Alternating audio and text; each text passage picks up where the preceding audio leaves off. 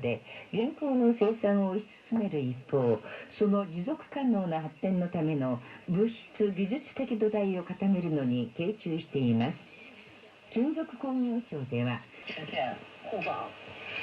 新冠肺炎疫情爆发以来，习近平主席同班达里总统2次通话，事实上是由两国元首亲自为两国关系打舵，并向班达里总统呢还多次致敬习近平主席，热烈祝贺中国共产党成立100周年，让北京冬奥会的顺利举办等。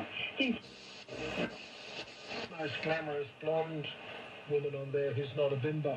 So do you feel that you contribute that character as a human? Well, I think so. I think that, it's funny you make your own character too as far as the actors are concerned. It is a bit of a sausage factory. And there comes a time when you think, well, here are our core characters, but they can't just keep interacting with each other.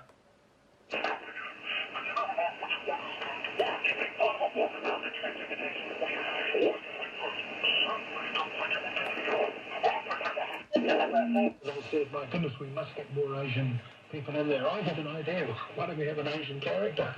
Perhaps somebody went to a hospital, had a look around and